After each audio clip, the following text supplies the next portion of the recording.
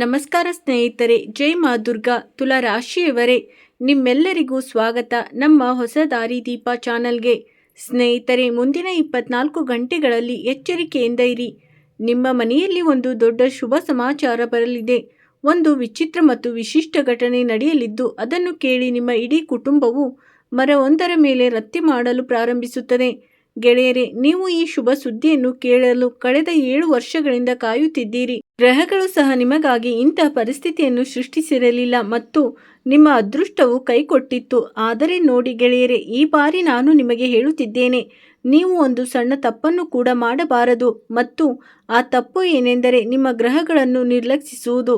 ಏಕೆಂದರೆ ನಿಮ್ಮ ಜೀವನದಲ್ಲಿ ಬಂದಿರುವ ಅವಕಾಶವು ಗ್ರಹಗಳ ಕಾರಣದಿಂದ ಬಂದಿದ್ದಲ್ಲ. ಆದ್ದರಿಂದ ನೀವು ಈ ಸಮಯದಲ್ಲಿ ಯಾವ ಗ್ರಹವು ನಿಮಗೆ ಒಳ್ಳೆಯ ಫಲಿತಾಂಶವನ್ನು ನೀಡುತ್ತದೆ ಮತ್ತು ಯಾವ ಗ್ರಹವು ಕೆಟ್ಟ ಫಲಿತಾಂಶವನ್ನು ನೀಡುತ್ತದೆ ಎಂಬುದನ್ನು ನೆನಪಿನಲ್ಲಿಡಬೇಕು.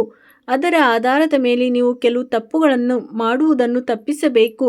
ಗೆಳೆಯರೆ, ಈ ಸಮಯದಲ್ಲಿ ದಾದಾ ಗುರುಗಳು ನಿಮ್ಮ ಜಾತಕವನ್ನು ತೆರೆದಿದ್ದಾರೆ ಮತ್ತು ನಿಮ್ಮ ಜಾತಕದಲ್ಲಿ ರಾಹು, ಕೇತು ಮತ್ತು ಶನಿ 3 ಗ್ರಹಗಳು ಸೇರಿ ನಿಮಗೆ ಒಳ್ಳೆಯ ಫಲವನ್ನು ನೀಡುತ್ತಿವೆ. ಅಂದರೆ ನಿಮ್ಮ ಕನಸುಗಳು ನನಸಾಗುವ ಸಮಯ ಈಗ ಬಂದಿದೆ. ಆದರೆ ಇನ್ನೊಂದೆಡೆ ಮಂಗಳ ಮತ್ತು ಗುರು ಗ್ರಹಗಳ ಒಕ್ಕೂಟವು ಉಂಟಾಗಿದೆ. ಅದು ನಿಮಗೆ ಸ್ವಲ್ಪ ಕಷ್ಟವನ್ನು ಉಂಟು ಮಾಡಬಹುದು. ಹಾಗಾಗಿ ನೋಡಿ, ಈ ಸಮಯದಲ್ಲಿ ಕೆಲವು ಗ್ರಹಗಳು ವಕ್ರವಾಗಿಯೂ ಇರುತ್ತವೆ. ಈಗ ನಿಮ್ಮ ಜೀವನದಲ್ಲಿ ಆಗಲಿರುವ ಬದಲಾವಣೆಯು ನಿಜಕ್ಕೂ ನೋಡಲು ಯೋಗ್ಯವಾಗಿರುತ್ತದೆ. ಶತ್ರುಗಳ ಕಣ್ಣುಗಳು ಅಚ್ಚರಿಯಿಂದ ಅಗಲವಾಗುತ್ತದೆ. ಶತ್ರುಗಳಿಗೆ ನಂಬಲು ಸಾಧ್ಯವಾಗುವುದಿಲ್ಲ ನೀವು ನಿಮ್ಮ ಜೀವನದಲ್ಲಿ ಇಷ್ಟು ದೊಡ್ಡ ಸಾಧನೆಯನ್ನು ಹೇಗೆ ಮಾಡಿದ್ದೀರಿ ಎಂದು. ಮತ್ತು ಗೆಳೆಯರೆ ನೋಡಿ, ಬರಲಿರುವ ಸಮಯವು ನಿಮ್ಮ ಜೀವನವನ್ನು ಸಂಪೂರ್ಣವಾಗಿ ಬದಲಾಯಿಸಿ ಬಿಡುತ್ತದೆ. ಆದರೆ ನೀವು ಮಾಡಬಾರದ ಕೆಲವು ತಪ್ಪುಗಳಿವೆ. ಆ ವಿಷಯವನ್ನು ನಾನು ನಿಮಗೆ ಹೇಳುತ್ತೇನೆ. ಆದ್ದರಿಂದ ರಹಸ್ಯವಾಗಿ ಕೊನೆವರೆಗೂ ಈ ಸಣ್ಣ ವಿಡಿಯೋವನ್ನು ನೋಡಿ. ಈ ಸಣ್ಣ ವಿಡಿಯೋವನ್ನು ಅರ್ಥ ಮಾಡಿಕೊಳ್ಳಿ. ಏಕೆಂದರೆ ಗ್ರಹಗಳ ಚಲನೆಯು ಹೇಗಿರುತ್ತದೆ ಎಂದರೆ ಅದು ಸಾಮಾನ್ಯವಾಗಿ ಅನೇಕ ಜನರಿಗೆ ಅರ್ಥವಾಗುವುದಿಲ್ಲ. ಜನರು ತಿಳಿದೇ ತಪ್ಪುಗಳನ್ನು ಮಾಡುತ್ತಾರೆ. ಈ ವಿಡಿಯೋದಲ್ಲಿ ನಾನು ನಿಮಗೆ ಪರಿಹಾರವನ್ನು ಹೇಳುತ್ತೇನೆ. ಅದ್ಭುತ ಮತ್ತು ಸಿದ್ಧಪಡಿಸಿದ ಪರಿಹಾರಗಳನ್ನು ನೀವು ಕೇಳಲಿದ್ದೀರಿ. ಇದನ್ನು ನೀವು ಇಂದಿನವರೆಗೂ ಕೇಳಿರುವುದಿಲ್ಲ. ಹಾಗಾಗಿ ನೋಡಿ, ಮೊದಲನೆಯದಾಗಿ ನೀವೆಲ್ಲರೂ ಈ ಸಣ್ಣ ವಿಡಿಯೋವನ್ನು ಇಷ್ಟಪಡಿ, ಅಂದರೆ ಲೈಕ್ ಮಾಡಿ ಮತ್ತು ಕಮೆಂಟ್ ಬಾಕ್ಸ್ನಲ್ಲಿ ಓಂ ಮಹಾಕಾಲೇಶ್ವರಾಯ ನಮಃ ಎಂದು ಖಂಡಿತವಾಗಿಯೂ ಬರೆಯಿರಿ. ಈಗ ಗೆಳೆಯರೆ, ಕಳೆದ ಕೆಲವು ಸಮಯದಿಂದ ನಿಮ್ಮ ಜೀವನದಿಂದ ಸಂತೋಷ ಕುರುಹು ಇಲ್ಲದಂತಾಗಿತ್ತು. ಈ ವಿಷಯ ನಿಮಗೂ ಚೆನ್ನಾಗಿ ಗೊತ್ತಿತ್ತು. ನಿಮ್ಮ ಯಾವುದೇ ಕೆಲಸಗಳು ಪೂರ್ಣಗೊಳ್ಳುತ್ತಿರಲಿಲ್ಲ ಮತ್ತು ಕೆಲಸಗಳು ಆಗುತ್ತಿದ್ದರೂ ಸಹ ಕೊನೆಯ ಕ್ಷಣದಲ್ಲಿ ಕೆಡುತ್ತಿದ್ದವು. ಹಲವು ಬಾರಿ ಗೆಳೆಯರೆ, ತುತ್ತು ನಿಮ್ಮ ಬಾಯಿವರೆಗೂ ಬಂದರೂ ಆ ತುತ್ತನ್ನು ಬೇರೆ ಯಾರೋ ಒಬ್ಬರು ಕಿತ್ತುಕೊಂಡರು. ಹಲವು ಬಾರಿ ವಿಷಯಗಳು ನಿಮ್ಮ ಕೈಯಲ್ಲೇ ಇದ್ದವು, ಆದರೆ ಕೈಯಲ್ಲಿದ್ದರೂ ಸಹ ಅವು ಕೈತಪ್ಪಿ ಹೋದವು ಅಥವಾ ನಿಮಗೆ ಸಿಗಲೇ ಇಲ್ಲ. ಈ ರೀತಿ ಎಲ್ಲ ತೊಂದರೆಗಳನ್ನು ನೀವು ನಿಮ್ಮ ಜೀವನದಲ್ಲಿ ಅನುಭವಿಸಿದ್ದೀರಿ.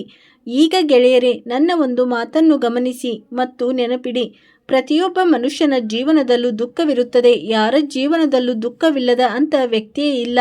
ಇಂದಿನ ದಿನಗಳಲ್ಲಿ ನೀವು ನೋಡುತ್ತಿರಬಹುದು, ನೀವು ಕೂಡ ಸಣ್ಣ ಪುಟ್ಟ ವಿಷಯಗಳಿಗೆ ತುಂಬ ಚಿಂತೆ ಮಾಡುತ್ತೀರಿ. ಆದರೆ ನೋಡಿ, ನಿಮ್ಮ ಅತ್ಯಂತ ಕೆಟ್ಟ ಅಭ್ಯಾಸ ಏನೆಂದರೆ ನಿಮಗೆ ಸಿಗುತ್ತಿರುವುದರಲ್ಲಿ ನೀವು ಸಂತೋಷವಾಗಿರುವುದಿಲ್ಲ. ಮನುಷ್ಯನು ಇಲ್ಲೇ ಹೆಚ್ಚು ದುಃಖಿತನಾಗುತ್ತಾನೆ, ಏಕೆಂದರೆ ತನಗೆ ಸಿಕ್ಕಿರುವುದನ್ನು ಅವನು ಗೌರವಿಸುವುದಿಲ್ಲ ಮತ್ತು ತನಗೆ ಸಿಗದೇ ಇರುವುದರ ಹಿಂದೆ ಓಡುತ್ತಾನೆ. ಹಾಗಾಗಿ ನೀವು ಈ ಕೆಲಸವನ್ನು ತಕ್ಷಣವೇ ನಿಲ್ಲಿಸಬೇಕು. ಏಕೆಂದರೆ ನೋಡಿ, ದೇವನು ತನಗೆ ನೀಡಿದ ಪ್ರತಿಯೊಂದು ವಸ್ತುವನ್ನು ಸ್ವೀಕರಿಸುವ ವ್ಯಕ್ತಿಗೆ ಮಾತ್ರ ಎಲ್ಲವನ್ನು ನೀಡುತ್ತಾನೆ. ಆದರೆ ದೇವರು ನಿಮಗಾಗಿ ಏನನ್ನಾದರೂ ನೀಡಿದ್ದರೆ ಅದು ಖಂಡಿತವಾಗಿಯೂ ಒಳ್ಳೆಯದೇ ಆಗಿರುತ್ತದೆ. ಆದ್ದರಿಂದ ನೆನಪಿನಲ್ಲಿಡಿ, ಈ ಸಮಯದಲ್ಲಿ ನಿಮಗೆ ಸಿಗುತ್ತಿರುವುದರಲ್ಲಿ ಸಂತೋಷವಾಗಿರಲು ಪ್ರಯತ್ನಿಸಬೇಕು. ಏಕೆಂದರೆ ಕೆಲವು ಜನರಿಗೆ ನಿಮಗೆ ಸಿಕ್ಕಿರುವುದು ಕೂಡ ಅವರ ಹಣೆ ಬರದಲ್ಲಿ ಇರುವುದಿಲ್ಲ. ಯಾವಾಗಲೂ ನಿಮಗಿಂತ ಚಿಕ್ಕವರನ್ನು ಮತ್ತು ಕೆಳಗಿರುವವರನ್ನು ನೋಡಿ ನೀವು ಬದುಕಲು ಪ್ರಾರಂಭಿಸಿದರೆ ನಿಮ್ಮ ಜೀವನದಲ್ಲಿ ಅಪಾರ ಸಂತೋಷವಿರುತ್ತದೆ. ಏಕೆಂದರೆ ನೋಡಿ, ಎಲ್ಲರ ಹತ್ತಿರವೂ ಎಲ್ಲವೂ ಇರುವುದಿಲ್ಲ. ಇಂದು ನೀವು ದೇವರ ದಯೆಯಿಂದ ಒಳ್ಳೆಯ ಕಾರಿನಲ್ಲಿ ತಿರುಗಾಡುತ್ತಿದ್ದರೆ, ಒಳ್ಳೆಯ ಮನೆಯಲ್ಲಿ ವಾಸಿಸುತ್ತಿದ್ದರೆ, ಒಳ್ಳೆಯ ಆಹಾರವನ್ನು ಸೇವಿಸುತ್ತಿದ್ದರೆ ದೇವರಿಗೆ ಧನ್ಯವಾದಗಳನ್ನು ಅರ್ಪಿಸಿ. ಇಲ್ಲದಿದ್ದರೆ ಜನರಿಗೆ ಒಂದು ತುತ್ತು ಅನ್ನವೂ ಸಿಗುವುದಿಲ್ಲ. ಮತ್ತು ನೋಡಿ, ಈ ಸಮಯದಲ್ಲಿ ನಿಮ್ಮ ಮನೆಯಲ್ಲಿ ಕೆಲವು ಘಟನೆಗಳು ಸಂಭವಿಸುತ್ತವೆ. ಎಂದರೆ ನಿಮಗೆ ಅನ್ನ ನೀಡಿದ ಜನರೇ, ನಿಮ್ಮನ್ನು ನೋಡಿಕೊಂಡ ಜನರೇ ಇಂದು ನೀವು ತಿಂದ ಅನ್ನವನ್ನು ಎಣಿಸಿ ತೋರಿಸುತ್ತಾರೆ.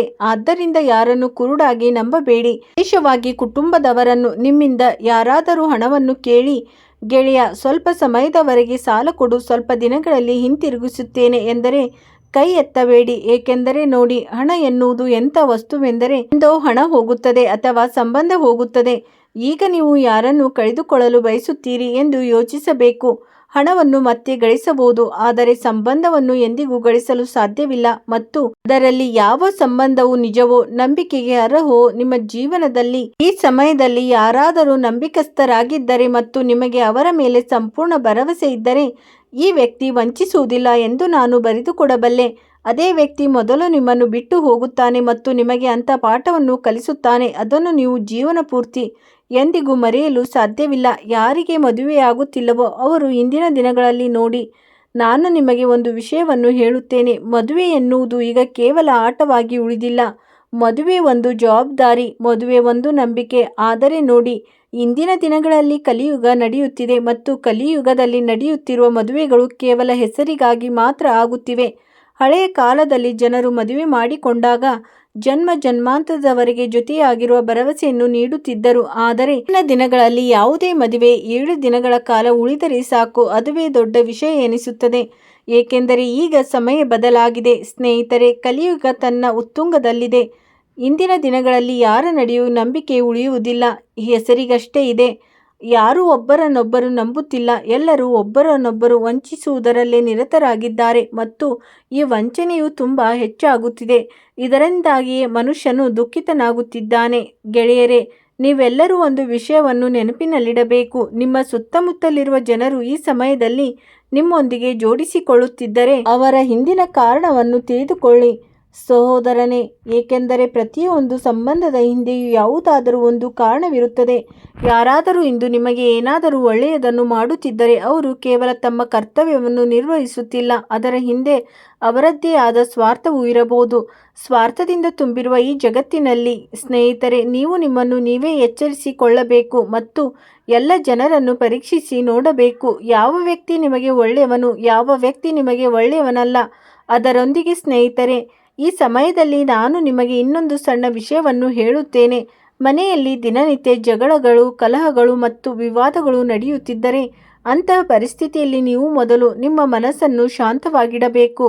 ಈ ಸಮಯದಲ್ಲಿ ನಾನು ನಿಮಗೆ ಹೇಳುತ್ತಿದ್ದೇನೆ ನೋಡಿ, ನೀವು ನಿಮ್ಮ ಹೆಚ್ಚಿನ ಸಮಯವನ್ನು ಯಾರಿಗೆ ನೀಡುತ್ತಿದ್ದೀರಿ? ನೀವು ನಿಮ್ಮ ಸಮಯವನ್ನು ವ್ಯರ್ಥ ಕೆಲಸಗಳಲ್ಲಿ ಕಳೆಯುತ್ತಿದ್ದೀರಿ. ಉದಾಹರಣೆಗೆ, ಇಡೀ ದಿನ ಕುಳಿತು ಮೊಬೈಲ್ ಬಳಸುತ್ತಿರುವುದನ್ನು ನೋಡಿ. ಮೊಬೈಲ್ ಒಂದು ಒಳ್ಳೆಯ ವಸ್ತು, ಆದರೆ ಮೊಬೈಲ್ನಿಂದ ನೀವು ಒಳ್ಳೆಯ ವಿಷಯಗಳನ್ನು ಕಲಿತರೆ ಮಾತ್ರ ಅದು ನಿಮಗೆ ಒಳ್ಳೆಯದು, ಇಲ್ಲದಿದ್ದರೆ ಕೆಡುಕು ಎಲ್ಲ ಕಡೆ ಹರಡಿದೆ. ಅಂತರ್ಜಾಲದ ಕ್ಷೇತ್ರದಲ್ಲಾಗಿರಲಿ ಅಥವಾ ನಿಮ್ಮ ಸುತ್ತಮುತ್ತಲಿನ ಜೀವನದಲ್ಲಾಗಿರಲಿ.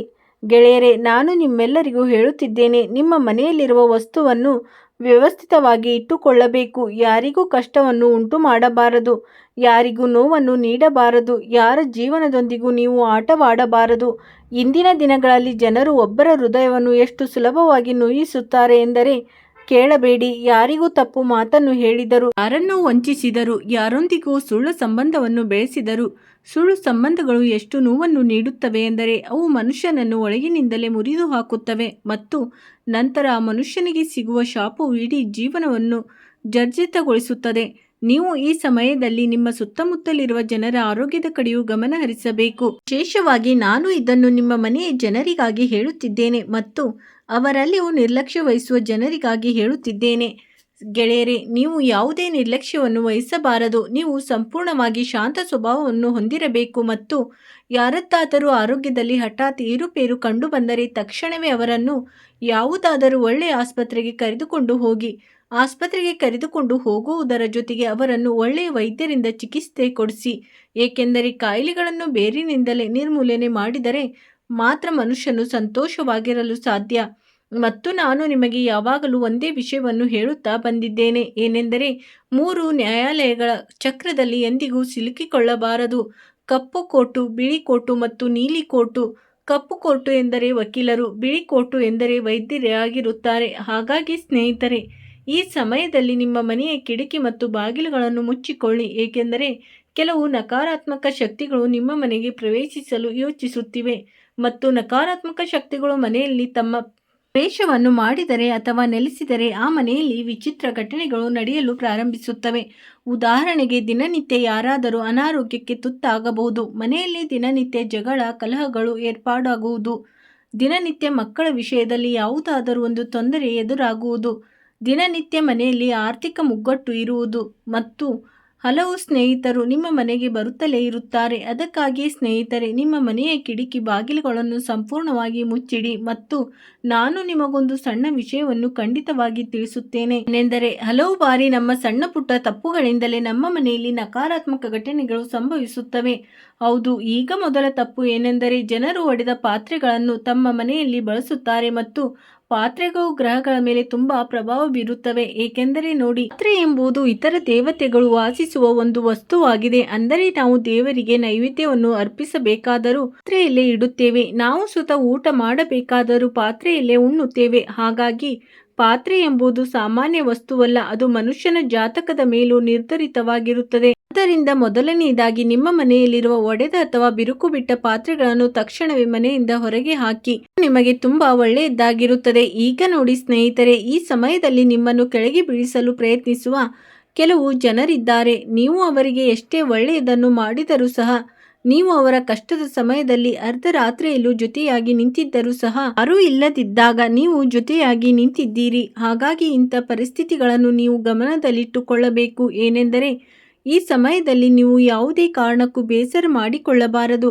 ಜನರು ನಿಮ್ಮನ್ನು ಕೆಳಗೆ ಬೀಳಿಸಲು ಹಠ ಹಿಡಿದಿದ್ದರೆ ಪರವಾಗಿಲ್ಲ, ನೀವು ತುಂಬಾ ಒಳ್ಳೆಯವರಾಗಿದ್ದೀರಿ. ಬರುವ ಸಮಯದಲ್ಲಿ ನೀವು ಹಲವು ಪರಿಸ್ಥಿತಿಗಳನ್ನು ನಿಮ್ಮ ಪರವಾಗಿ ಮಾಡಿಕೊಳ್ಳುತ್ತೀರಿ. ಮತ್ತು ನೆನಪಿನಲ್ಲಿಡಿ, ಮನುಷ್ಯನಿಗೆ ಅದೃಷ್ಟದ ಬೆಂಬಲ ಸಿಕ್ಕಾಗ ಮತ್ತು ಮನುಷ್ಯ ತನ್ನ ಅದೃಷ್ಟವನ್ನು ತಾನೇ ಬರೆಯುವಾಗ ಈ ಎರಡು ವಿಷಯಗಳಲ್ಲಿ ತುಂಬಾ ವ್ಯತ್ಯಾಸವಿರುತ್ತದೆ. ಆ ಮನುಷ್ಯ ತನ್ನ ಅದೃಷ್ಟವನ್ನು ತಾನೇ ಬರೆಯುತ್ತಿರುತ್ತಾನೆ. ಮತ್ತೊಂದೆಡೆ ಮನುಷ್ಯನಿಗೆ ಕೆಲವೊಮ್ಮೆ ಇದ್ದಕ್ಕಿದ್ದಂತೆ ಕುಳಿತಲ್ಲೇ ಎಲ್ಲವೂ ಸಿಕ್ಕಿಬಿಡುತ್ತದೆ. ಆಗ ನಂಬಿ, ಅವನ ಅದೃಷ್ಟವು ಸ್ವತಃ ದೇವರೇ ಬರೆದಿದ್ದಾನೆ ಎಂದರ್ಥ. ಮತ್ತು ನಿಮ್ಮೆಲ್ಲರಿಗೂ ನಾನು ಈ ಸಮಯದಲ್ಲಿ ತಿಳಿಸುವುದೇನೆಂದರೆ, ನೋಡಿ ಸ್ನೇಹಿತರೆ, ಜೀವನದಲ್ಲಿ ಚಂದ್ರನು ದುರ್ಬಲನಾದಾಗ ಚಂದ್ರನ ಕಾರಣದಿಂದ ಮನುಷ್ಯನು ಅನೇಕ ಕಷ್ಟಗಳನ್ನು ಎದುರಿಸಬೇಕಾಗುತ್ತದೆ.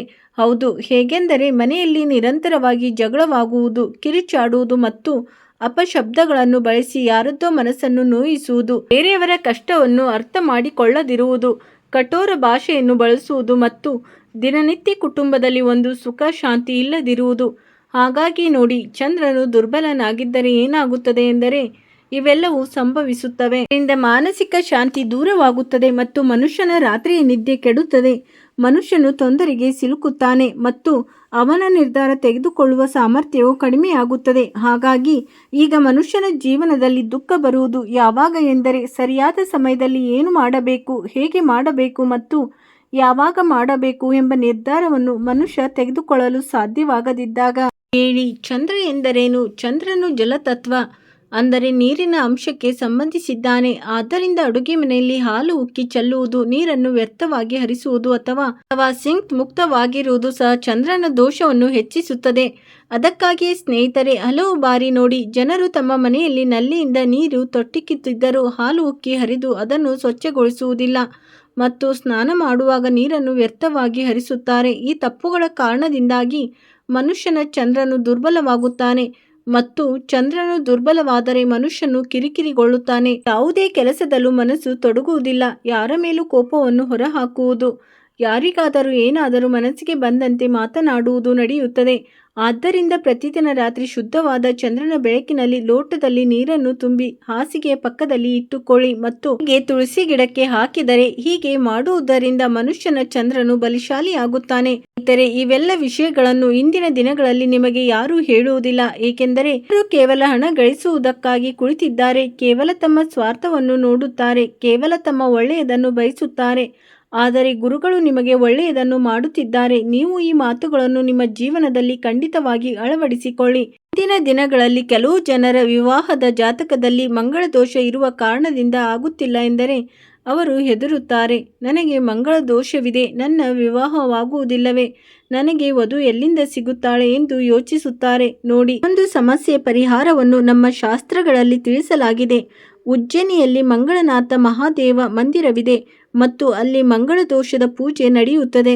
ಯಾವ ಮನುಷ್ಯನು ನಿಜವಾದ ಮನಸ್ಸಿನಿಂದ, ಸಚ್ಚಾರಿತ್ರ್ಯದ ಭಕ್ತಿಯಿಂದ ಮತ್ತು ನಿಜವಾದ ನಂಬಿಕೆಯಿಂದ ಅಲ್ಲಿಗೆ ಹೋಗಿ ಪೂಜೆ ಮಾಡಿಸುತ್ತಾನೋ ಆ ಪೂಜೆಯಿಂದ ಮನುಷ್ಯ ದೋಷವನ್ನು ದೂರ ಮಾಡಿಕೊಳ್ಳುತ್ತಾನೆ. ಮತ್ತು ಇಂದಿನ ದಿನಗಳಲ್ಲಿ ಅನೇಕ ಜನರು ಇವೆಲ್ಲ ವಿಷಯಗಳನ್ನು ನಂಬುವುದಿಲ್ಲ. ಜಾತಕ ಹೊಂದಾಣಿಕೆಯಾಗದಿದ್ದರೆ ವಿವಾಹ ಮಾಡಿಕೊಳ್ಳುವುದಿಲ್ಲ, ಮಂಗಳ ದೋಷವಿದ್ದರೆ ವಿವಾಹ ಮಾಡಿಕೊಳ್ಳುವುದಿಲ್ಲ. ಆದರೆ ನೋಡಿ, ಜಾತಕ ಮತ್ತು ದೋಷಗಳಿಗಿಂತಲೂ ದೊಡ್ಡ ವಿಷಯವೇನೆಂದರೆ ಒಬ್ಬರನ್ನೊಬ್ಬರು ನಂಬುವುದು, ಒಬ್ಬರ ನಂಬಿಕೆಯನ್ನು ಗೆಲ್ಲುವುದು. ಒಬ್ಬರಿಗೊಬ್ಬರು ಜೀವನದಲ್ಲಿ ಅಷ್ಟೊಂದು ಪ್ರೀತಿ, ಅಷ್ಟೊಂದು ಪ್ರಾಮುಖ್ಯತೆ ಮತ್ತು ಅಷ್ಟೊಂದು ನಂಬಿಕೆಯನ್ನು ನೀಡುವುದು ಎಂದರೆ ಆ ವ್ಯಕ್ತಿಯು ಜಾತಕಕ್ಕಿಂತ ಹೆಚ್ಚಾಗಿ ನಿಮ್ಮ ಜೀವನವನ್ನು ಗೌರವಿಸುತ್ತಾನೆ.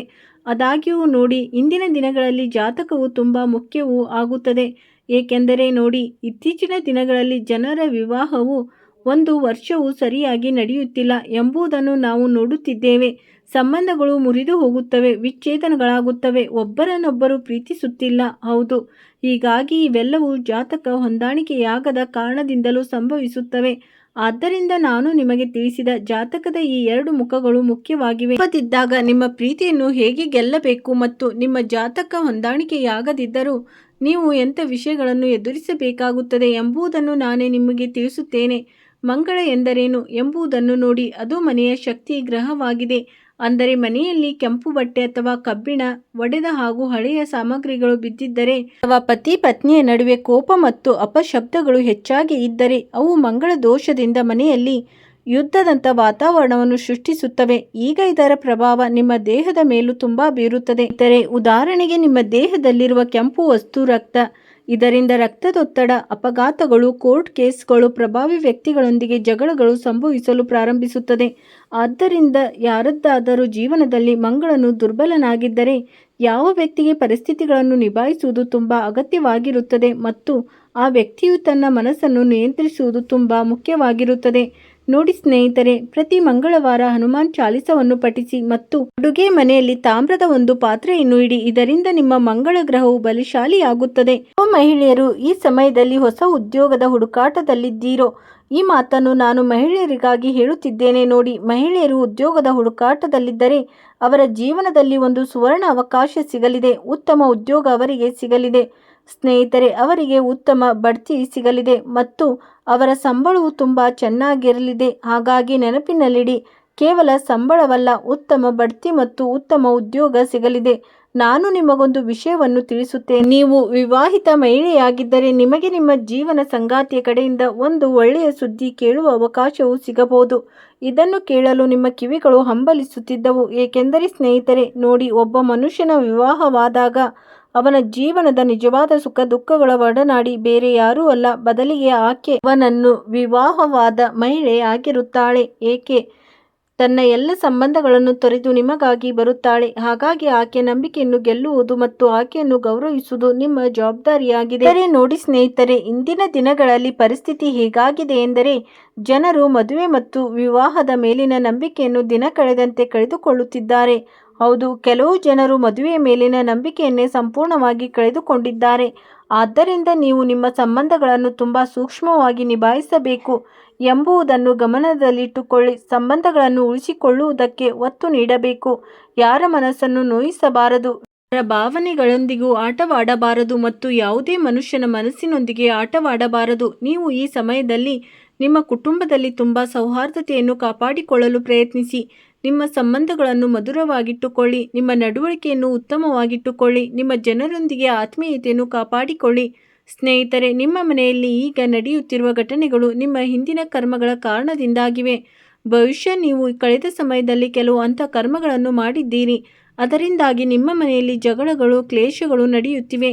ನಕಾರಾತ್ಮಕ ಘಟನೆಗಳು ನಡೆಯುತ್ತಿವೆ. ಮನೆಯಲ್ಲಿ ಕಿರುಚಾಟ, ಗಲಾಟೆ ನಡೆಯುತ್ತಿದೆ. ಯಾರೋ ಒಬ್ಬರ ಹೃದಯಕ್ಕೆ ನೋವಾಗುತ್ತಿದೆ, ಯಾರೋ ಒಬ್ಬರ ಮನಸ್ಸಿಗೆ ಧಕ್ಕೆ ಉಂಟಾಗುತ್ತಿದೆ. ಹಾಗಾಗಿ ನೆನಪಿನಲ್ಲಿಡಿ, ನೀವು ತುಂಬ ಸರಳವಾಗಿರಿ ಮತ್ತು ತುಂಬ ಪ್ರಾಮಾಣಿಕವಾಗಿರಿ. ನಿಮ್ಮ ಹೃದಯಕ್ಕೆ ನೋವನ್ನುಂಟು ಮಾಡಲು ಬಯಸುವ ವ್ಯಕ್ತಿ, ಆ ವ್ಯಕ್ತಿ ನಿಮ್ಮ ಬಾಲ್ಯ ವಿವಾಹ ಮಾಡಲು ಸಾಧ್ಯವಿಲ್ಲ. ಈ ವಿಷಯದ ಬಗ್ಗೆ ನಾನು ಭರವಸೆ ನೀಡುತ್ತೇನೆ. ಏಕೆಂದರೆ ಈ ಸಮಯದಲ್ಲಿ ನಿಮ್ಮೊಂದಿಗೆ ಗ್ರಹಗಳ ಇಂಥ ಸಂಯೋಗವಿರಲಿದೆ. ಅದೇನೆಂದರೆ ನೀವು ಬಯಸದಿದ್ದರೂ ಸಹ ಸ್ನೇಹಿತರೆ, ಯಾವುದೇ ವ್ಯಕ್ತಿ ನಿಮಗೆ ನೋವನ್ನುಂಟು ಮಾಡಲು ಸಾಧ್ಯವಿಲ್ಲ. ಕಷ್ಟಗಳು ಮನುಷ್ಯನ ಜೀವನದಲ್ಲಿ ಇದ್ದೇ ಇರುತ್ತವೆ. ಈ ಮನುಷ್ಯನು ಯಾವುದಾದರೊಂದು ಕಷ್ಟದೊಂದಿಗೆ ಹೋರಾಡುತ್ತಲೇ ಇದ್ದಾನೆ. ನಿಮಗೆ ಹೇಳುತ್ತಿದ್ದೇನೆ, ಸಂಪೂರ್ಣವಾಗಿ ಶಾಂತವಾಗಿರಿ. ಸ್ನೇಹಿತರೆ, ವಿಡಿಯೋ ನೋಡಿದ್ದಕ್ಕಾಗಿ ಧನ್ಯವಾದಗಳು.